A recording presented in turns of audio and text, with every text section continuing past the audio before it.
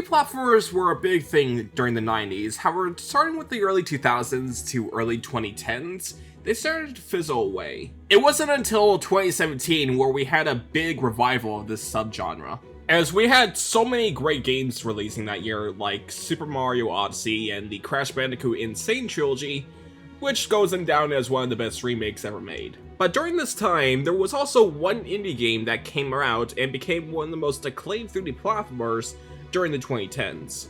And that game so happens to be A Hat in Time. This game was developed by Gears for Breakfast, who aims to try and make a brand new 3D platformer during a time when that genre was pretty much dead if you're not Nintendo or Sega. With the main inspirations coming from specifically Banjo-Kazooie and Mario 64, while trying to avoid the trappings like with Donkey Kong 64, which they believe was the cause of the 3D platformers dying out. The game started development in 2012 with a successful Kickstarter campaign, which met with all of their goals, and in 2017 it finally released and received pretty much universal acclaim by 3D platformer fans. I first heard of it during 2017 when a bunch of YouTubers were talking about it, but I didn't really pick it up because at the time I didn't really have a good enough PC for it. But I eventually did, and once I did it, I fully completed it a few days later. But for this video, I'm going to be focusing on the Nintendo Switch version because I'm a bit more comfortable recording on a console rather than the PC, as OBS is god dang unstable at times. I haven't played this in a really long time, so I'm very curious on how well it holds up after all these years. But with everything out of the way, let's get started. So the game starts in outer space in a small little spaceship. This station is home by a little girl known as Hat Kid, who is traveling across the cosmos to go home. However, one night, she is woken by a noise of someone outside who is from a nearby planet. He arrives at the space station to collect a toll from Hat Kid, who is passing by Mafia Town. She refuses to pay the toll, and so to retaliate, the Mafia punches a window into the station, sucking Hat Kid and the 40 timepieces into orbit, which are the power source for Hat Kid's ship, and without them, she cannot head home. When she arrives in Mafia Town, she then immediately encounters a kid known as Mustache Girl. Her goal is trying to get rid of every single bad guy in the world, with the main focus being in Mafia Town. And after what the Mafia did to Hat Kid, she then formed a small temporary alliance with Mustache Girl, with her plan on how to stop the Mafia being a little bit extreme, let's just say. Although Hat Kid's main goal is just trying to get all the timepieces back just to go home. Especially since it didn't take too long until their alliance falls apart, as once Mustache Girl realizes that the timepieces Hat Kid has been collecting has the power to rewind time, she wants to use them to travel back in time and stop every single bad guy in the world. Hat Kid refuses because she needs them to go home, which leads to Mustache Girl being furious and declares war on Hat Kid. Although this really leads to nothing in the actual game, as Mustache Girl pretty much disappears until the near end of the game that I'll talk about later. And as for Hat Kid, well, she has to travel across 4 different lands to get all the timepieces back, and they all have their own different stories. Mafia Town is the very first world in the game, and the best way I can describe this area is a big tutorial area. So how A Hat in Time's level structure works is that it's very similar to something like Super Mario Sunshine, where you have a main mission to go through. A couple of these are very straightforward, as the first one is just pretty much you just following Mustache Girl, and the other one is trying to take down certain Mafia goons. Although level 3 is pretty funny, as Hat Kid gets all muddied up, and this Mafia goon thinks she's an alien. Oh wait, no, she is an alien, she came from space. And as for the Mafia boss fight itself, he's honestly a really cool one and does bring up a decently good challenge. Although I do find it funny is that the next time you do see him, Mustache Girl literally turned him into a literal disembodied jar with eyeballs. The levels in this area do get more interesting the more you play through it. Like with this one, you need to explore the entirety of Mafia Town to collect these golden tickets, which allows you to explore and to see all the many collectibles you can find along the way. And since Mafia Town is basically a big tutorial, I think I should mention about the movesets and collectibles in this game, as there are plenty of great collectibles in this game, and they all serve a special purpose from one another.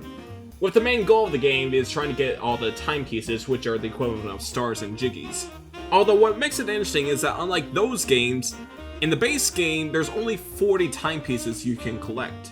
Which I honestly say is a pretty good thing because it makes everything feel very small yet compact. And I also like how they deal with something like pawns, which are the equivalent of coins.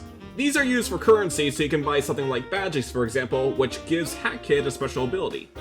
Although don't get too carried away of spending because you need some of them to unlock certain levels as well. And as for other collectibles in the game, well, you have these special tokens you can use to use the special slot machine to get special prizes. Whether it's paint so Hat Kid can dye your hair or special hats, there are plenty of prizes you can get through these. Or these special relics where if you put them in your ship, you can unlock even more levels throughout called time rifts. These are pretty much just straight out of the secret levels you can find in Super Mario Sunshine. I mean, this little obstacle course right here looks exactly like Sunshine. The time rift levels are honestly really good. I really love the challenge they have in these levels. And these levels also have their very own collectibles as well, as you can find these special photographs that tell their own story. Mostly depending on which world you're in, like for example in the Mafia Town, it shows the origins of the location. And lastly for collectibles, we have yarn balls. These are used so Hat Kid can knit special hats that she can use for special abilities. Like Hat Kid, for example, can transform into an ice statue that is useful for a ground pound. Or she can become a little mage and use her potions as explosives.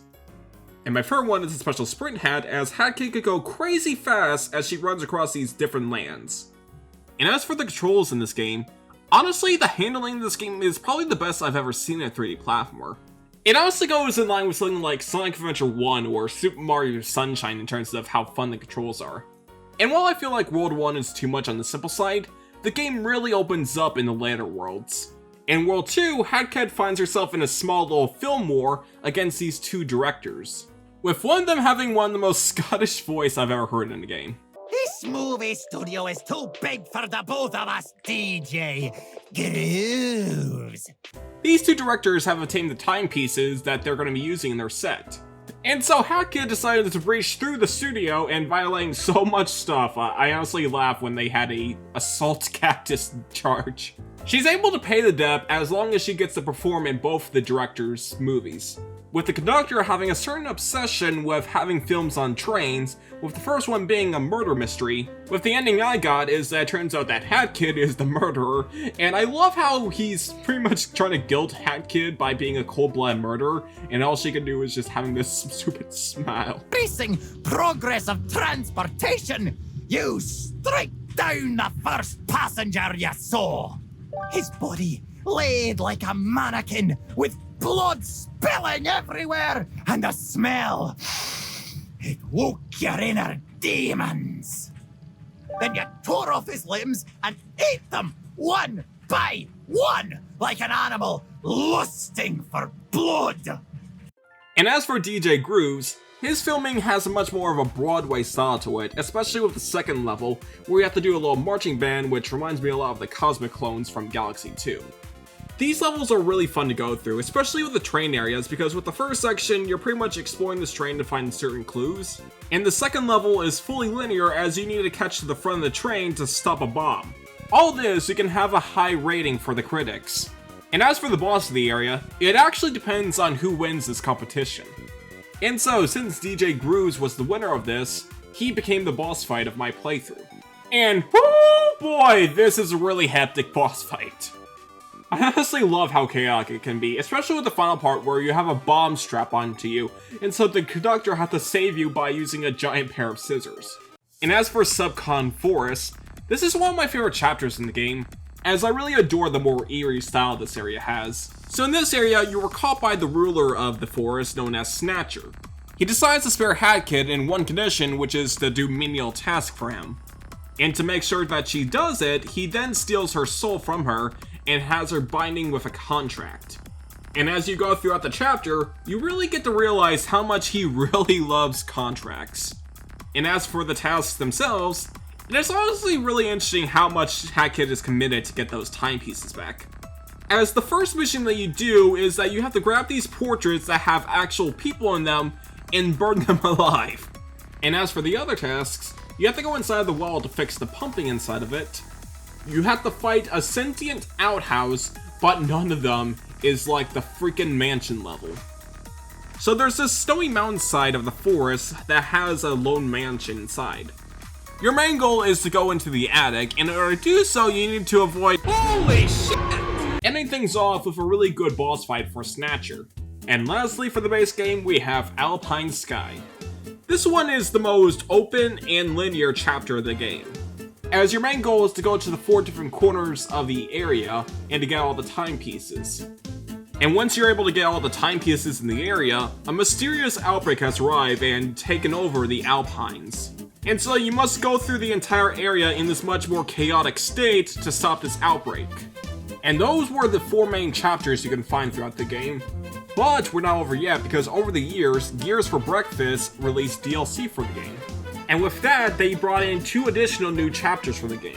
The first one being Seal the Deal. Now this is probably one of the more simple chapters of the game, as your main task throughout the levels is trying to help the employees of the cruise ship by doing their jobs. Hired, let's just say, pretty dim-witted employees, even though that they look cute as hell. Unfortunately, this is probably one of the weaker chapters of the game because there's only 3 levels in this thing, and I know it's DLC, but 2 of them literally blend in with one another. Like with the first level is that you need to go throughout the cruise ship to find the shattered timepieces. And as for level 2, you need to go throughout the entirety of the cruise ship by going from point A to point B for some tasks. It's not until the final level of this chapter where things get a bit more interesting. And it also proves once again that Hat Kid in this game is not necessarily a good guy or bad guy. As when she noticed that there was a timepiece out in the ocean, she then takes control of the entire cruise ship and then crashes into a giant iceberg, endangering everyone inside. And so before Hat Kid is able to collect the timepiece, she needs to save everyone inside of the sinking ship. And finally, we end things off with Yakuza Metro. And luckily, they saved the best for last, as this level freaking rules. Okay, so for this area, Hat Kid encounters a crime boss known as the Empress, who enlists her to travel across the areas to get the timepieces, as Hat Kid disgruntledly hands over the timepieces to the Empress for her collection. And as for the areas themselves, well, it has a main focus on these cat trains that you need to platform across or dodge. This is also a place where you can also buy a lot of outfits for Hat Kid that you can wear, like this cool little Yakuza outfit. Or you can explore the various food stops and listen to one of the most tantalizing descriptions for food. Or you can just slow down and just enjoy the environment, because holy crap, this is honestly the best looking area of the game. Which honestly leads to the presentation of this game. For a small indie title, this game looks freaking amazing. Like, this game has a very charming and cozy feel to it. I really love the character designs in this game, especially with characters like the Conductor and Snatcher. I really love the bloom effect that they have for him. Can't really say anything about like the animation quality of the game because, again, this is a small indie game. Although the animations for the DLC specifically are honestly really good. You can really tell that the success of the game led to a bigger budget for the DLC. With the only issue I can think of is probably with Hat Kid's model specifically. I'm playing this on the Nintendo Switch, so obviously it's going to be the worst version graphically. I do not know why, but for some reason when Hat Kid tries to do a different expression other than happy, her face ends up looking like it's melting. And the music of this game is also really good. When I first played through it, I didn't really think too much of the soundtrack, but as the more I played through it over the years, it really grew on me. Especially with the main hub world music, it really has this charming, bouncy feel to it. And it especially nails the original charm from the N64 days into the GameCube, while having a great amount of content in this game as well, and I didn't even scratch the surface for certain things like the modding scene for the PC version. They also added special DLC modes like Death Wish, which is pretty much a collection of different challenges you can go through, such as harder versions of certain platforming sections, or harder bosses. They even included a fucking hit list for you to go through. And the final DLC mode that they added, and this is exclusive to the PC version, is Vanessa's Curse, which is basically a multiplayer version of the mansion level from Subcon Force. I haven't played this mode because I'm mostly recording this on the Nintendo Switch, but from what I've seen from it, it looks pretty fun.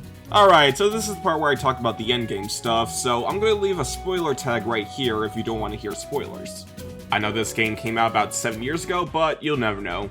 So once you collect about 25 timepieces, Mustache Girl returns, entering the vault and tinkering with the magical things, and now the entire planet is full of lava. Mustache Girl tried to get rid of the world full of bad guys, and yet she became a bad guy by herself. Now that is irony!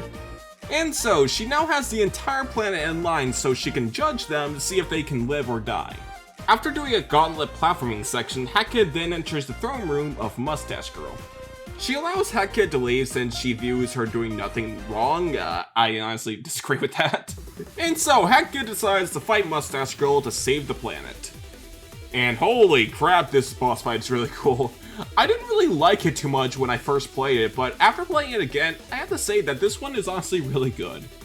I like how you're basically fighting your own moveset, as Mustache Girl is essentially another Hat-Kid. And once you go through the first phase, every single character from the game arrives telling Mustache Girl to get lost. And so to retaliate, she then uses the timepieces and enter this weird rainbow-like area, which reminds me a lot of the final boss from Undertale, as Mustache Girl really goes all out to try to get rid of Hat-Kid.